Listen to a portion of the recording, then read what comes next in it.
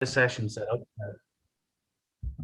When we get the session set up, let's go through some housekeeping. So you'll be muted on entry to the session. However, please feel free to keep your camera on so that we can see you, or alternatively, you can keep it off and chill out on this warm Saturday afternoon.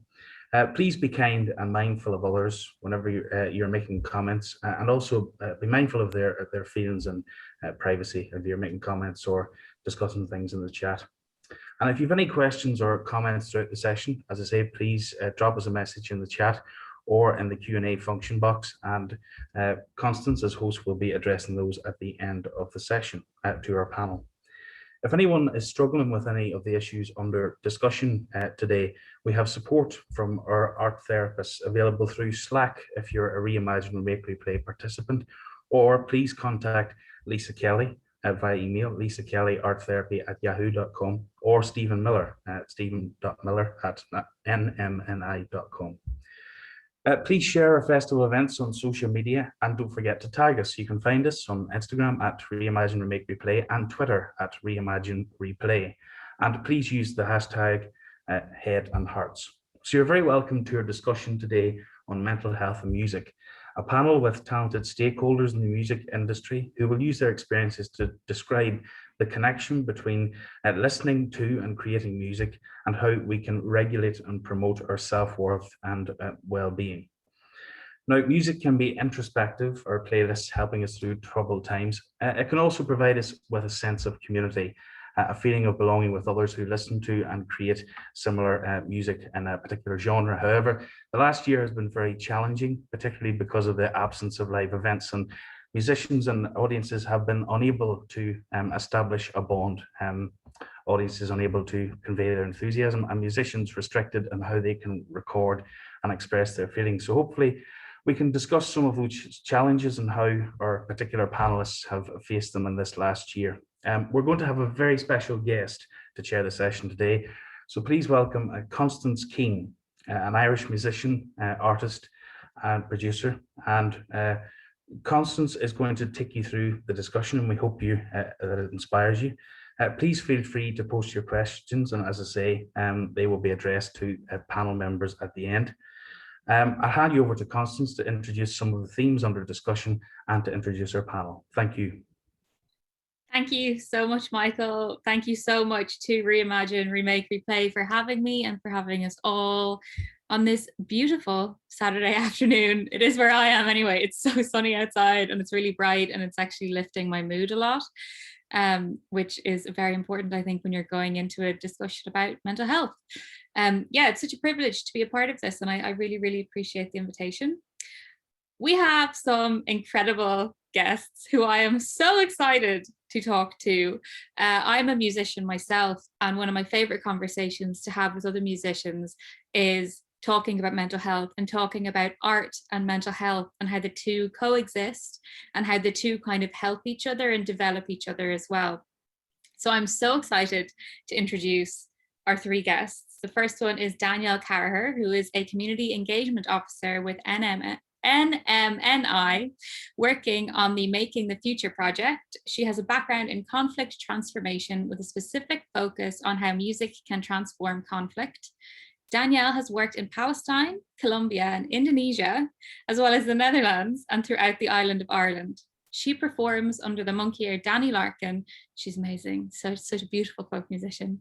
And her upcoming album, Notes for a Maiden Warrior, is out on the 18th of June, 2021, which is next Friday. So we'll talk more about that as the panel goes on, but definitely something to keep in mind.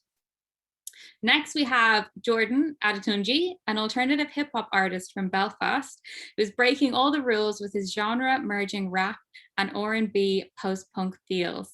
At such a young age, he's making waves locally and further afield. He is a nominee for the Urban Music Awards Ones to Watch and has racked up well over 300,000 streams on Spotify alone, which is huge. He has released videos on huge UK platforms such as Grind Daily, as well as Link Up TV, and has been featured by the BBC performing many of his pieces. His style of music ranges from Afrobeat to trap and heavy rock, with some influences of soul and funk too. And finally, we have Sam Wickens, who is a mesmerizing performer, gifted with the talent to arouse the soul with haunting melodies, laced with poignant lyrics, sung in his trademark transparency of spirit. Compared to Jeff Buckley, John Martin, Death Cab for Cutie, Tom Waits, which is such an incredible list, Sam is a soulful writer and performer with a restless creativity, conveying a personal blend of electronic, blues, folk, and indie. I really urge all of you to, after this, go listen to all of these artists' work. It's so wonderful. We've got so many genres represented, and all of them are like deeply personal, and really bringing something different to the table. So thank you so much to my guests for coming as well and being part of this. I really, really appreciate it. I'm going to try and keep the chat quite casual. I find myself in my work as like a mental health advocate over the years, I find that it's most helpful to talk about this stuff in a casual and accessible way. But if there's anything that comes up that you don't feel comfortable answering, that is a-okay. Do not worry about it. This is very much a safe space. I want to kick off by asking how the last year has been for both your mental health and for your creativity. So maybe we'll take turns. Maybe I will start with Danny. I was hoping you were going to say Jordan or Sam, but I'm happy to jump in. And yeah, thank you. It's a real privilege to be on this panel, and to listen to and learn from the other panelists as well. Like, I really admire all three of your work, but I'm not going to fangirl right now. We'll leave that for after. And yeah, mental health and my creativity. Oh, it's been a real roller coaster of a year for me. In truth, like, I think the most difficult period in terms of my own personal mental health, and really trying to figure out how to look after myself. And you know, because expressing myself on stage is such a fundamental part of who I am, and not being able to do that and redirecting that energy, I find really hard. And that's, and how that's manifested in my friendships and relationships, and just finding myself having to stop and say, okay, this is what's going on, and I can only be honest about it because there's no room for anything else. And I mean, interestingly, it's also been the biggest year in terms of Danielle Larkin and putting out an album, and the sense of expansion that comes with that. But it's a very strange sense of expansion because it's all online. So and that's not a very natural way for me to be. I know for some people it is, but that's the short answer. Yeah. No, I relate to a lot of that. I just released an album last month, and doing it after a year of basically being indoors and doing it in a way that's really only virtual has been such a strange experience. Not that I know what it's like otherwise, because that was my debut album, but no, it's really interesting to hear that you're going through like kind of a similar experience. Jordan, what about you? How has the last year been for you? For me personally, it's been interesting, but it's been also very hard at the same time. But I was able to be a lot more creative, I would say, which was very, very helpful. It made me explore deeper into my sounds musically, and also it made you think a lot about life and how to appreciate things more. I think that was one of the most important lessons, is definitely appreciating things more, like seeing the way people around you are feeling and seeing the way you're feeling inside.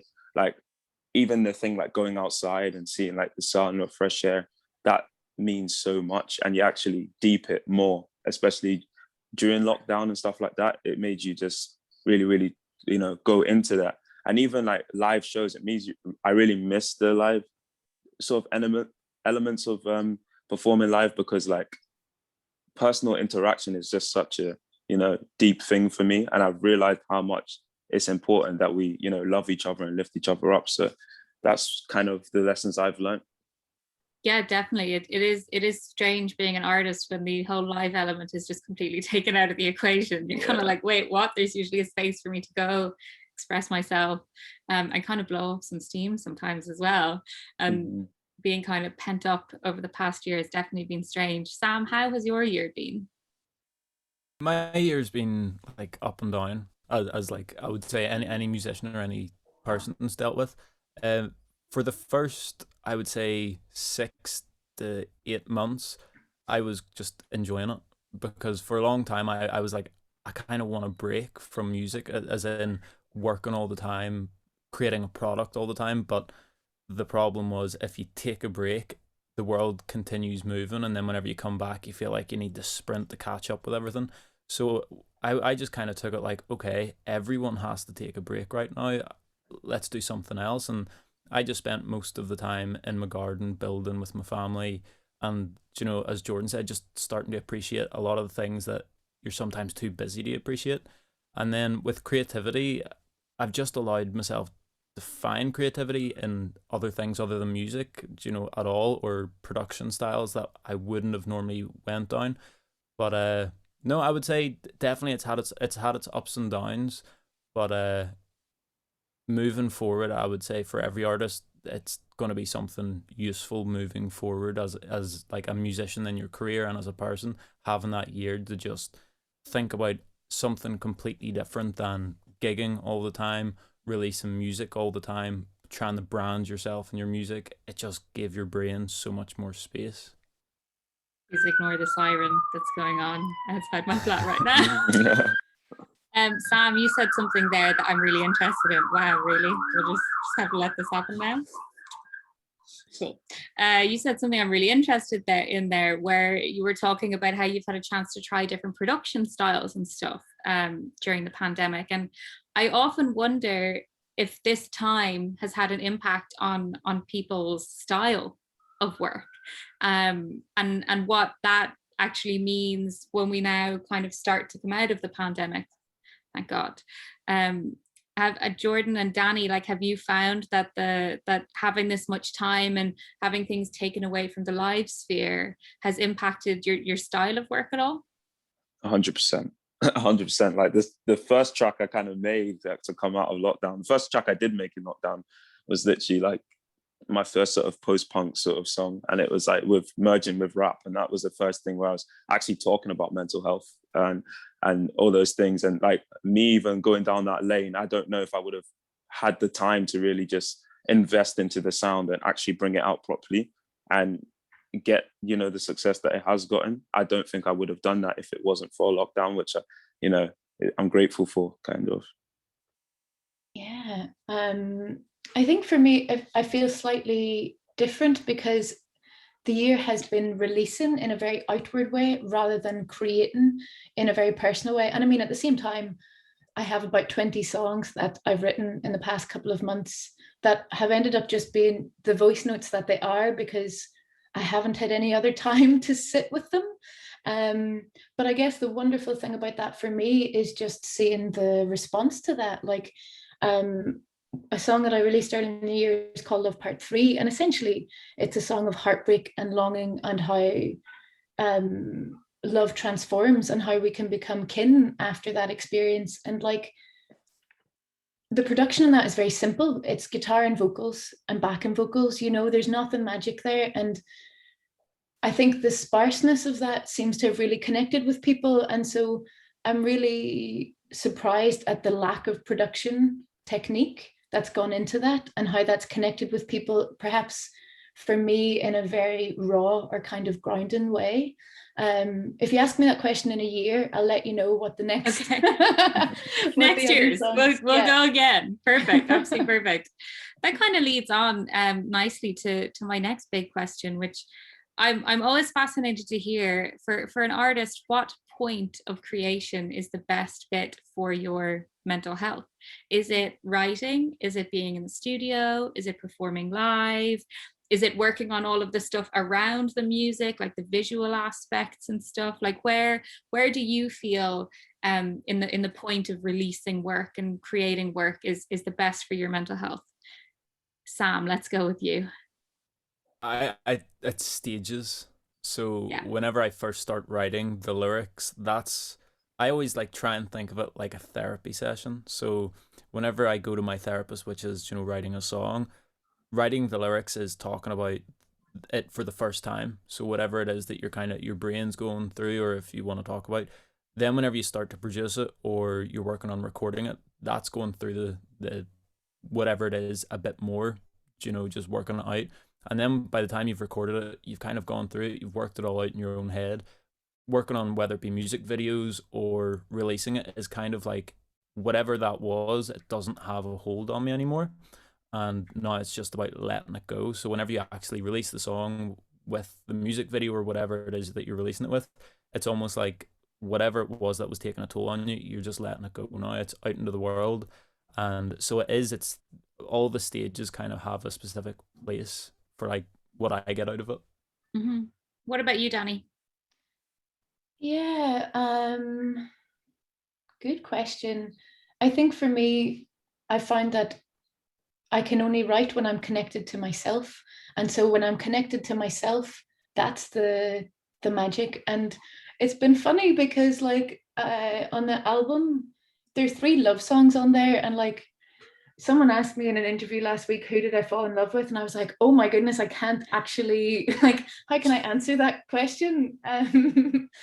You know, and it's really wonderful to be in that what Sam said about letting go. I like, that's been a big amount of letting go. So for me, it's those 2 spaces. And like when I first sang, you know, those songs, I was so in it. Like, you know, I was there and it was heartbreaking and all the things. But now when I sing them, it's like, oh, I can be okay with that. And I think for me, that's the thing that makes music so magic and is so helpful for my mental health. It puts in place that process of recognition of the feeling or emotion, the figuring it out and the letting it go. And, you know, that might take 5 minutes. It might take 5 years. But for me, those are the magic parts. Amazing. Jordan, what about you? Mine's very, very much the same, especially on the feeling of like, you know, the attachment to the lyrics. And when I'm coming to the creating process of it, it's like, for me, it's really, really much like I have to live life and experience things before I can just go and just write something down straight from my heart. Like it's always has to come from a true place. And like what Sam said about therapy, kind of, it's like, you know, that's my therapist. Like I'm writing down everything that I feel and the emotions for the first time, and just putting that to a melody which touches me. And then that's why when I'm performing like a lot of the new songs and like live streams and stuff, it's just crazy to feel like I'm finally getting these words out and thoughts that I've had. Like it's like when I wrote my song like Woke Up and stuff like that, it's just like I was just in lockdown. I was grateful for just waking up every day. Like you realize how much of a blessing that is, and you know, and waking up every day and stuff like that, and appreciating things around you. And that's one thing that definitely helped me write and continue to make music. Yeah, amazing. My next question, I feel like you guys have actually already answered it, but I still want to talk about it anyway. Do you find it easier to express your feelings and your emotions through lyrics or through melody? Anyone go?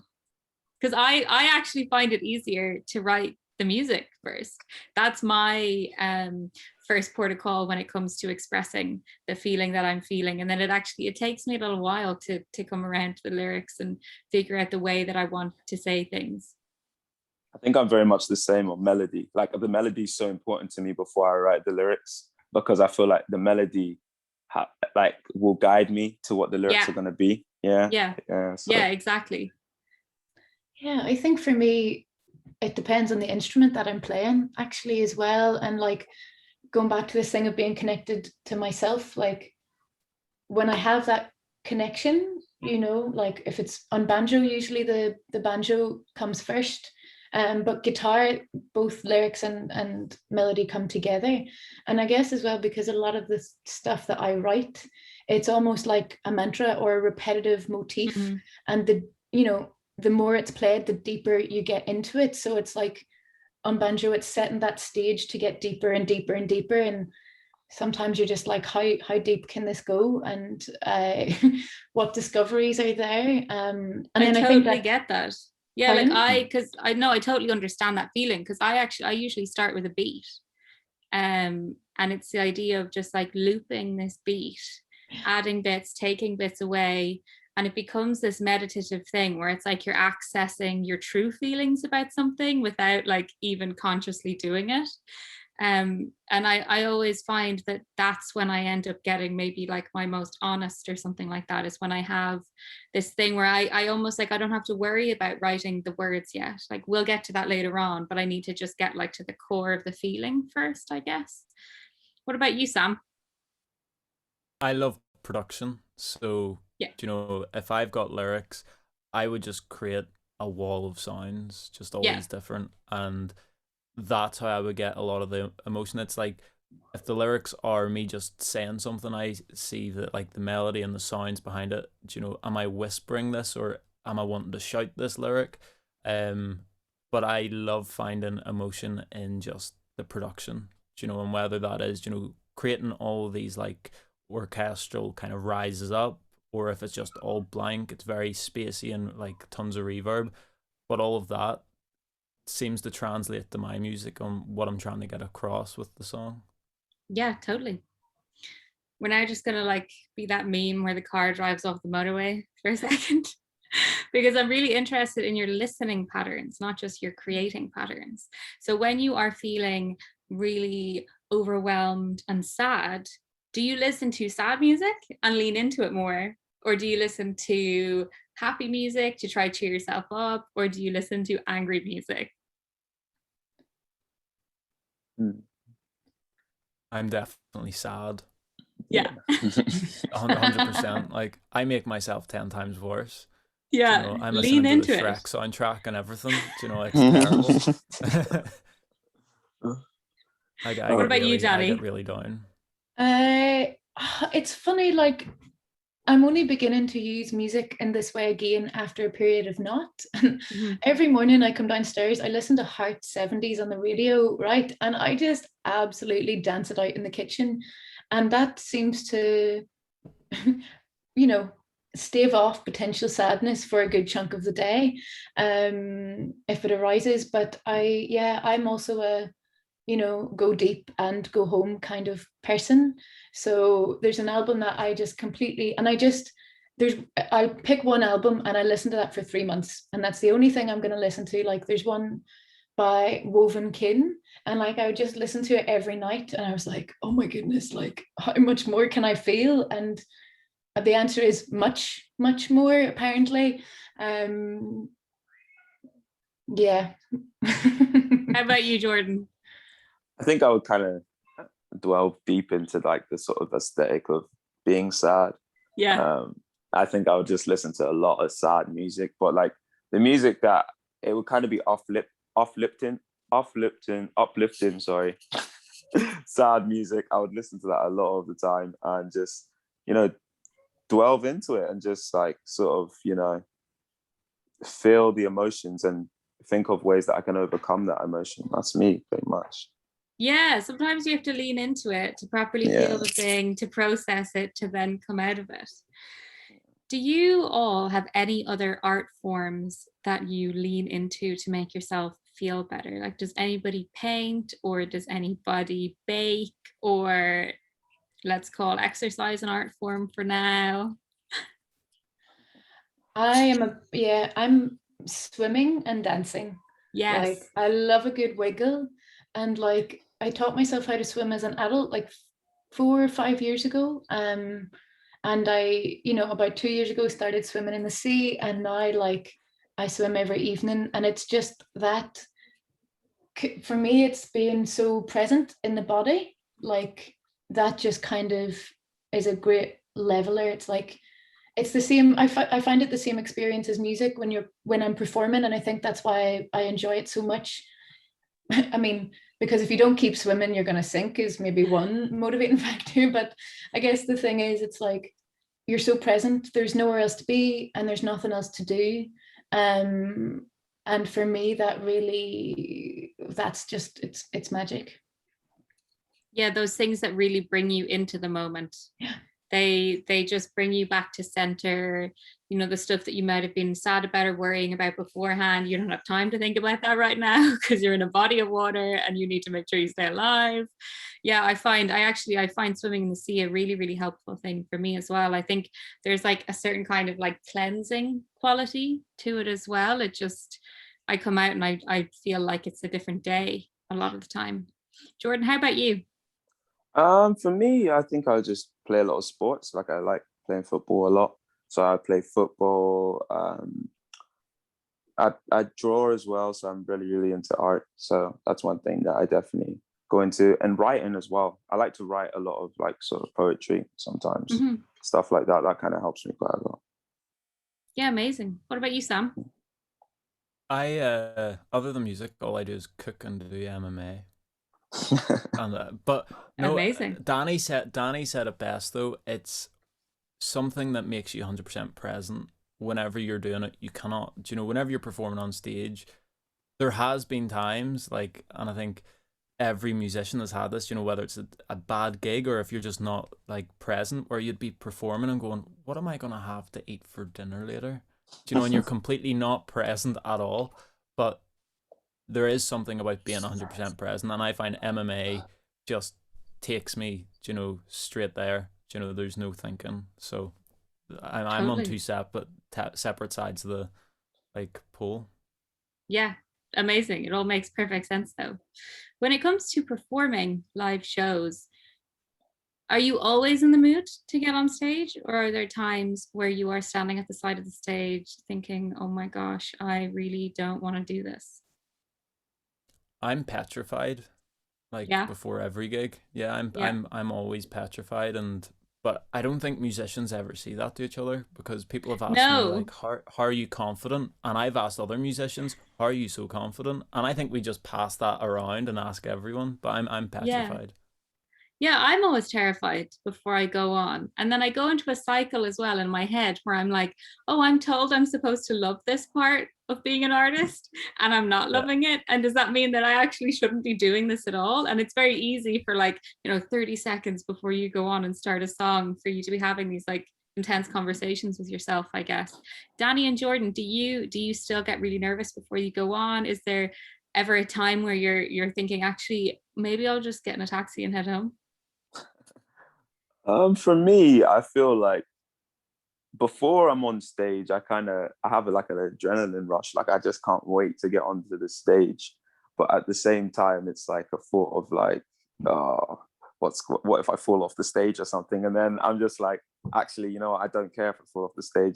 When you've like messed up so many times, like on stage, like from like being an artist and just growing up as an artist, it's just like, oh well, anything can happen. I don't really care what happens. So then it makes you enjoy yourself more, because you're just like, you're being your full self. Because I feel like energy like really, really translates. Like if my energy is off, I feel like other people's energy will be off, like watching me live. So my energy is always, I try to make it as high level as possible and just express myself fully. Like, this is my music. I flipping love my music.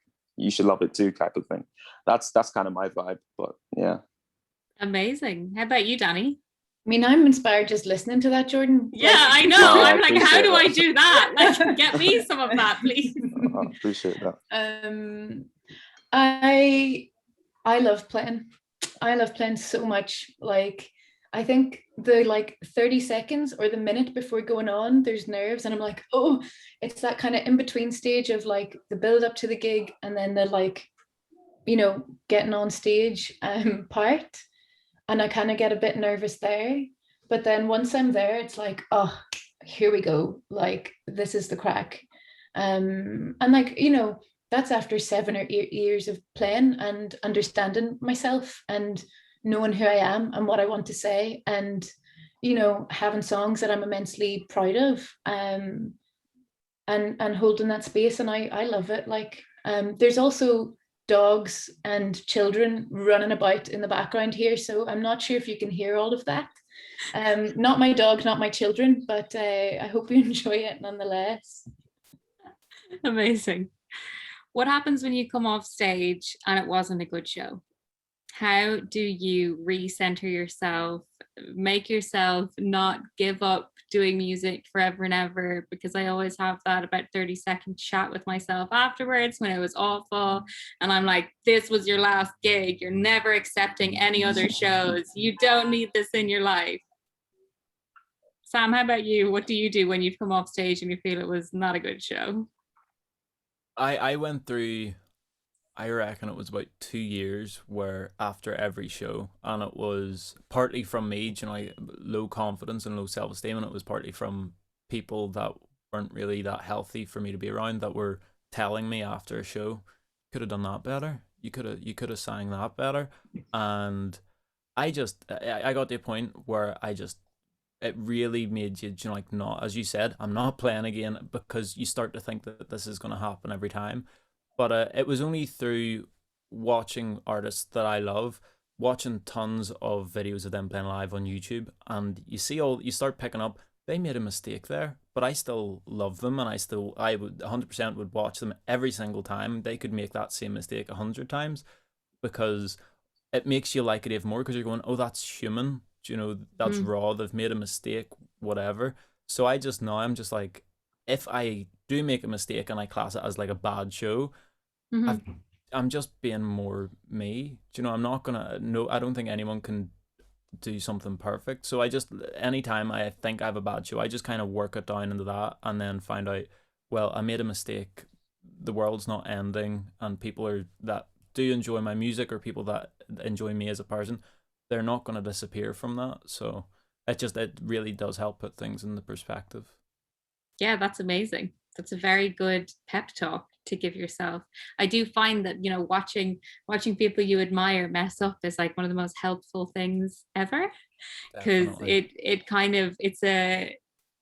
brings them, yeah, down from being this like amazing godlike figure into being human, and you end up loving the most human parts of people in the end. Danny, what about you when you have a show where you don't feel good after? Yeah, it's something I was thinking about a couple of years ago for the first time, because like it's a lot of adrenaline to hold, and it's the same with even live streams. It's like, flip, I don't know about you, but like we have to create all of this energy and all of this space when we're sitting in a room on our own, giving it stacks. And it's like, how do you it's really hard. Yeah, like how do you manage that? How do you, like, and as well, it's very linked to my, you know, background in trauma informed practice, because it's like you start off steady and then you have this spike of adrenaline and you come back down, and like that completely interacts with and navigates our nervous system for an amount of time. So how do we manage that when we're coming down from that high? And I think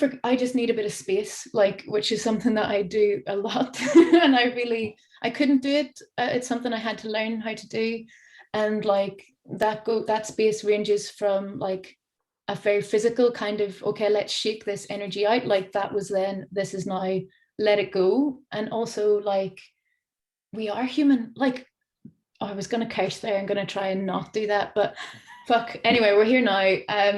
You know, I really value and appreciate music and musicians, but the fascination that our culture here and, you know, dominant narrative seems to have around musicians being these unhuman like people just isn't, I don't find it healthy. Like, you know, so navigating all of that, and what Sam said about having good people around, you know, it's the difference. And because as well, it would be a difference whether I'm doing a solo show or a show with the band. But like if I'm playing with the band, like I know that Kate and George are solid and they're there, and like that's it. Like, yeah, I hope that answers the question. No, absolutely. I actually, that you've touched on something I find really interesting as well, the idea of the difference between playing with a band and playing on your own, because I do a solo project, but then I'm also in a band, and I find the experience of playing shows with the two different projects like polar opposite to each other. And when you're on stage with other people and you mess up, someone else messes up, you come off stage and you're able to actually laugh about the thing. Whereas when you're a solo artist and you come off the stage and you're like, oh gosh, I need to never do that ever again. Jordan, do you perform on your own or do you have people on stage with you? So I have about a 5-6 piece band I always play with. So Incredible. yeah. So for me, it's like if we mess up, like we basically have a rule, like with my manager, right? So if we have a few tracks that we know that we messed up so badly, we never address it, and we keep the like end of the energy high. So it really goes back to what Sam was saying about the people around you. So we always keep the energy like, oh, great show, like, and then we have a day after and we're just like, this track was terrible, like this was so bad, we need to fix this and that. So it's like calm down and cool down, after that thing. And it's really the case of like knowing and just having fun. Like it's just keeping the high energy and keeping fun. So even though you can mess up, you're always going to mess up. And remembering people are people. The people in the crowd are people, and so are you. Everyone's a human. Like, you know what I mean? So like, it's like they'll understand you mess up, and then you just carry on. You're not going to mess up all the time, So it's just the time of the moment. That's how I see it. Yeah, it's just part and parcel of the whole thing, really. Yeah. There's going to be times where things don't work, and there's going to be times where things are amazing, and it's kind of about being able to weather the storm and kind of reconnect with yourself afterwards and your band afterwards, laugh about things, because realistically we are doing it to have fun. As much as we can all slip into this tortured artist idea sometimes, we are doing this because we want to do this.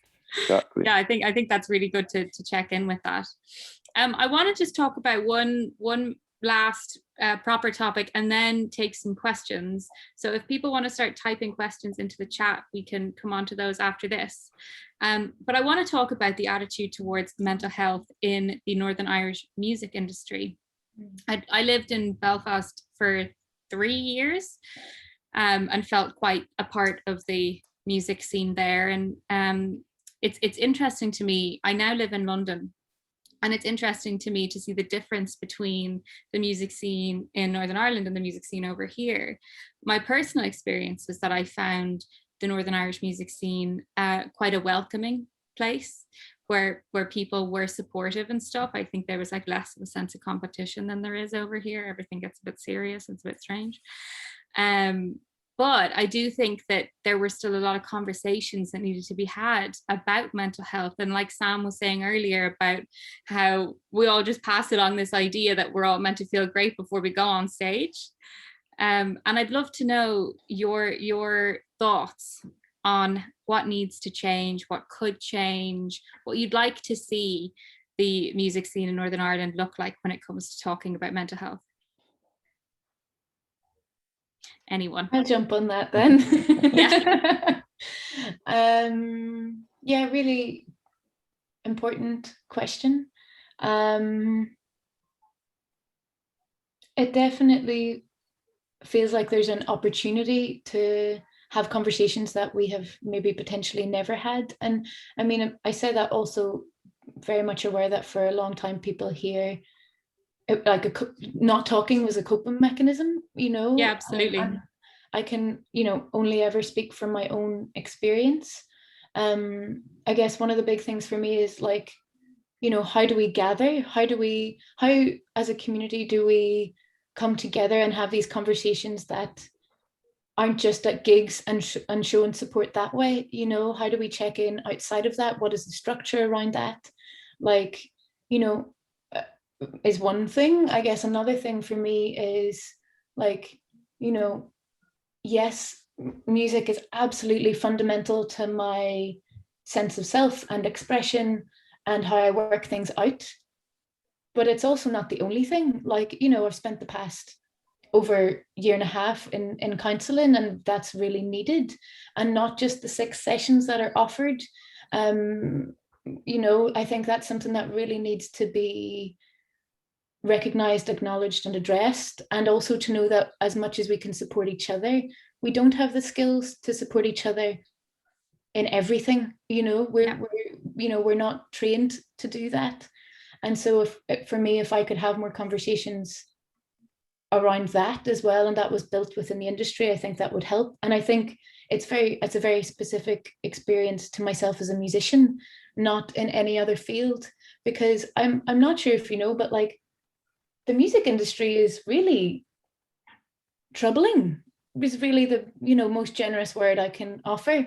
At times, like, And there's a lot of pressure, or at least I feel a lot of pressure is put on the artist to create, produce, and foot the bill, you know, before anything else happens. And if we can, as a community, as communities come together and begin to understand how we're really feeling about those things, I think that would make a massive difference to me, and connect the dots and cross across genres as well.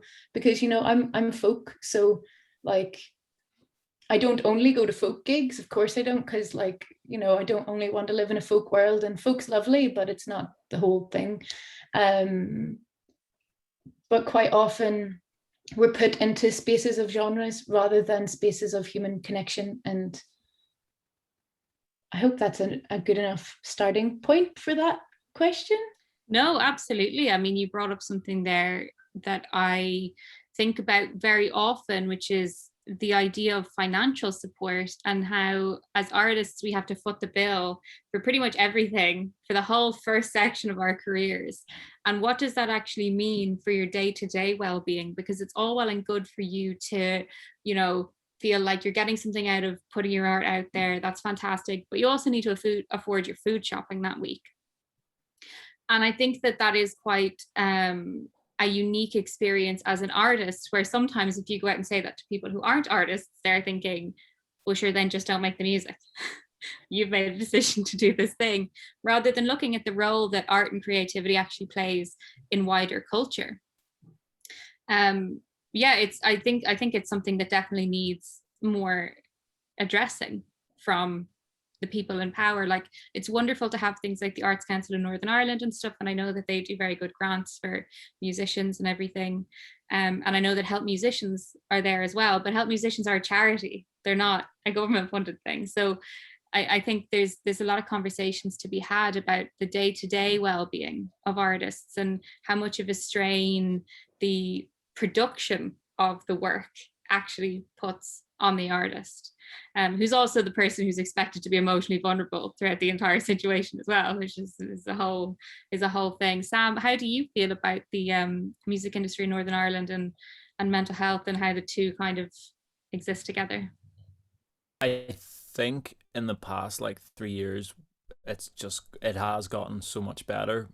You know, musicians have really just started to look out for each other, and that's just made me feel like so much easier to be a musician, because you're just like, it used to be, it felt like everyone was separate, you know, and it wasn't genre or anything. It was just I always felt like I was just the only musician and they're another musician, and we were never connected. But over the past like 3 years, musicians have really just started to look out for each other, and it's just like, it's almost like everyone's just holding hands and being like, right, no one can really annoy or harm any of us.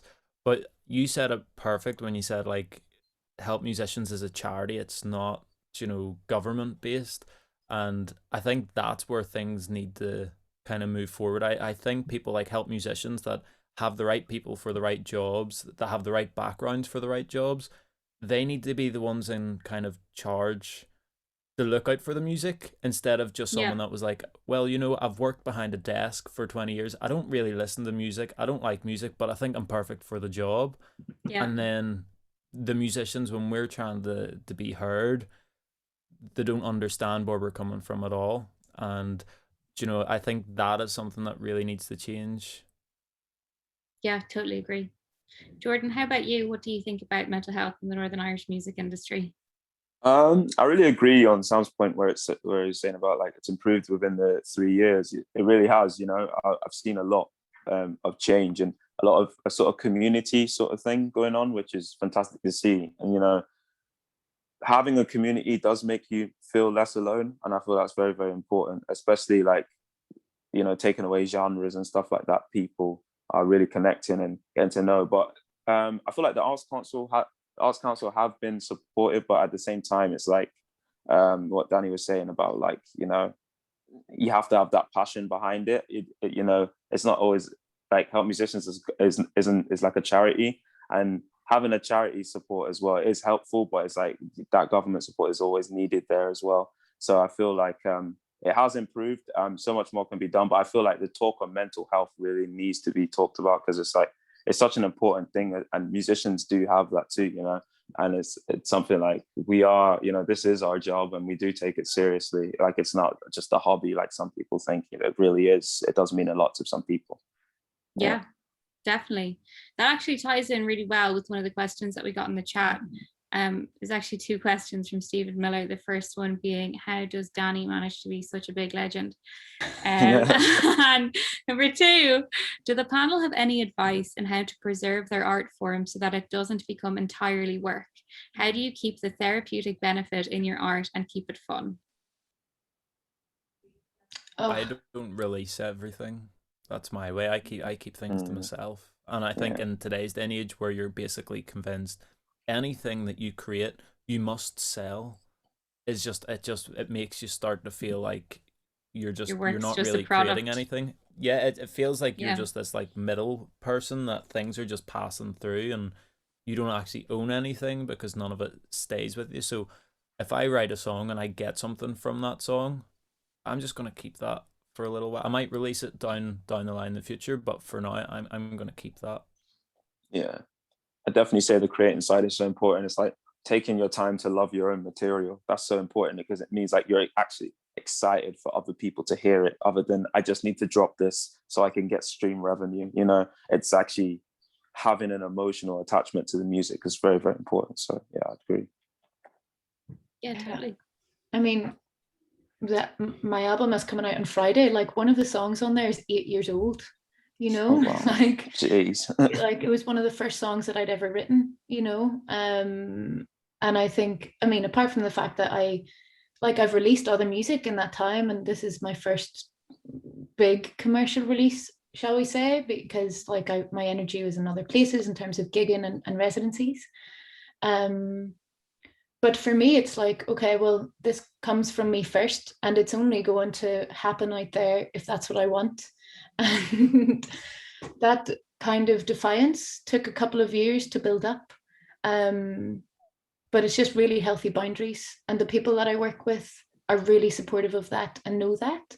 And that's the kind of, it's all, you know, for me, it's all about the people around, you know, that kind of also enable that. Or like, I know when I go into the studio, like, yeah, you know, it's going to sound the way I want it to sound, and if it doesn't, it's not going out. And that's that's the long and the short of it. I think that's a really, really good attitude to have, because, you know, sometimes when you're younger and when you're just starting out, and you think that when you go into a studio, you're supposed to just listen to what the person there is doing and that they must have the right answers for everything. And then you listen back in the end and you're like, oh, this actually was not my idea at all, and I no longer like this. It's really good to feel that confidence in yourself and in your creative process, and in your taste as well. I think that's hugely important as an artist. I have another question for you, Danny. In your role working in museums, do you see them as places for well-being? And do you think there is room in museums for appreciating music and all of the wonderful benefits of expression you've all been talking about with it? Absolutely. It's really interesting. I've never been asked that question before, and it's a really interesting intersection of my life as a musician, artist, person, and how I work with national museums in the north as well. And the thing is, I think somewhere along the line we all got very confused. We all, meaning the dominant narrative of how we exist on the planet. Like, museums are places for communities to gather. I know growing up, certainly they felt places that were elite, that were only for certain kinds of people. And I am deeply committed to changing that. And I know that the museum are also deeply committed to changing that. And so I think the next couple of years are going to be very interesting in how that might happen, because, you know, the long and the short of it is, music is an incredibly magical experience. We've always known that. And it's wonderful to see that other people are beginning to understand that. And I'm really interested to see how us as musicians are going to be supported by key institutions in the next couple of years to really embed that sense of accessibility in spaces that haven't always been accessible. Does that answer the question? Yeah, absolutely. Okay, This is the last question we're going to take, and then I want to hear all about all of your upcoming projects. because that needs to definitely get some time in this conversation. What are your ways of self-care or mindfulness when taking time off from such heavy and time-consuming work and gigs and tours, etc.? So I guess it's kind of what we were talking about earlier with the swimming, but is there any little things that you do when you're fully just switching yourself off from the pressure of creating?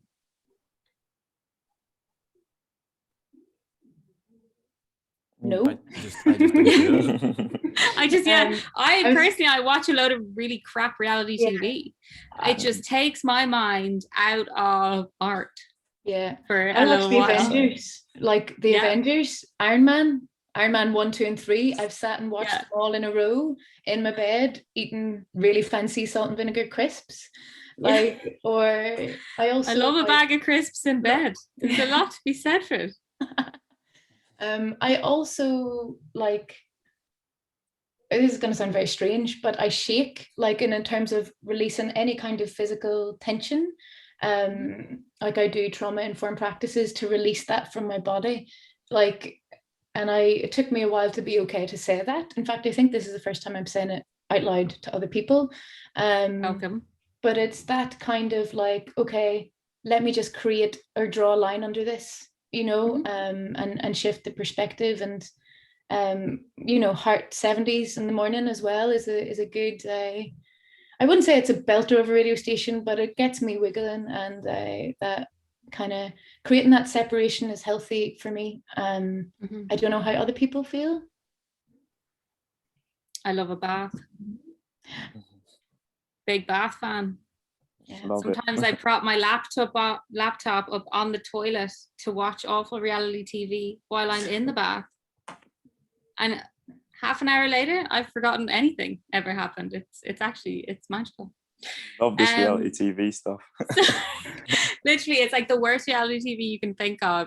I'm so many seasons deep into all of the different Real Housewives of series. Oh wow! It's honestly it's a commitment, but it's one I'm willing to make. I would love to hear about all of your upcoming projects. Jordan, let's start with you. Tell me, where are we at? What can we look out for? So next, I've got like very, very creative videos coming up, like very, very creative. I'm going on these whole storylines and concept videos right now. So that's what I'm going to release. I'm going to release a first EP ever. I've never released like a proper project before. So I'll probably be releasing an EP soon. And then I've got some interesting stuff. I can't really say, like, I really wish I could, but like I got something really, really exciting coming, but I wish I could say so bad. But yeah, you'll probably hear about it soon. Yeah. Amazing. We will continue to watch your social media. Share your social media links actually, so that people can find you online if possible. If you want to put them in the chat, if possible. I don't know if you can, Jordan, because you're on your phone. But anyway, Sam, what's coming up? I haven't actually been planning. I just released the I think it was February. I released that. I like to have a bit of downtime, between releases, and then I think probably like a single or two throughout this year, and then I think creativity just kind of strikes me, and I'm like, I want to release another, as Jordan said, a project. I love EPs, release the album, so I never plan anything though until it's like it's a little kind of spark of something starts, and then I'm like, all right, this is what I'm gonna do, but. Probably just a few singles and fingers crossed live music and gigs, if that's just not too much to ask for. I hope so. But, I am like dying for, as much as I've now complained about how much I hate performing live, I am dying for gigs to come back again. Danny, you obviously have a lot about to happen. You're in the midst of such a huge moment in your career. I'm so excited for you. Tell us all about it. Thank you so much. And like absolutely loving your album as well that came out the other week. Connie, like Iha, really built her. It's like 6 days away that I'm releasing my debut album, Notes for a Maiden Warrior.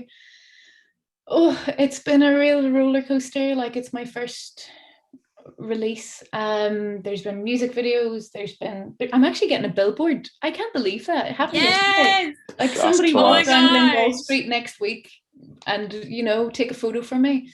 I love a billboard. It's like Love it. when I had billboards put up, I was like, oh my gosh, she's made it. Fully recommend getting billboards. Love it. Yeah, I have a big thing for me is like it's out on record. Like you can go and pre-order the vinyl now at DanielleLarkin.com. And another really wonderful thing, actually, on Thursday evening at 9:00, I am putting out an album live stream show. So myself and the band are playing the album from start to finish in the wonderful setting of the Folk Museum. So the tickets for that are free. You can get them on DanielleLarkin.com. That's in collaboration with the Irish Arts Centre in New York and Women's Work here, the Women's Work programme that's happening this week, Monday, maybe, or maybe I actually don't know when it's starting. But yeah, it's been an incredible time. Like I honestly couldn't have done it without the support of my manager, who isn't only a manager, but like nurturer, an artist nurturer. And yeah, I mean, it's been great to get the support of Spotify as well. Like these things are all very new to me. Like I've been gigging for a good long time, and so to kind of be like, okay, here's the thing that I'm letting go of. I have no idea how I'm going to feel about it, but thank you for asking the question, and please come to the live show. And if you can, get a record. Absolutely. That is Thursday night. Did you say? Is it at 9:00? Thursday night at 9:00. Yeah. Amazing. I'll pop the link for that in there as well. Please do. Everybody have a look in the chat. Sam, would you mind putting a link to your work in the chat there as well, just for people to be able to go and have a listen and a watch? I want to say a massive thank you to all of you for sharing so much of your personal experiences with me and with everybody watching. I feel like this was actually a lovely hour of connection, even though it's happened virtually. Sometimes talking about these things when you're on a computer screen can seem slightly odd, but I just, your openness and your expertise has really made it feel very special and very honest. Thank you so much to Reimagine, Remake and Replay for having us. Thank you so much to everybody who has come to watch the panel. I really, really appreciate it. I think it's a really important conversation that should continue to happen outside of panels, and conversations that maybe start at panels but then can start happening at the kitchen table, that kind of thing. I think panels are great, but it's watching what can happen afterwards that is the real joy in them. Tomorrow, they have Heart Space Yoga at 11 a.m. and a journaling workshop at 12:30 as well. The link for Reimagine, Remake, Replay's organizational stuff has just gone into the chat there as well, if anybody wants to sign up for any of the events tomorrow. I'm going to go now, but thank you so much for joining me. It was really great. Thank you. Thank you very much. Yes. Thank you. Have a lovely day, guys. Lovely to meet you all. See you all later. See you all later.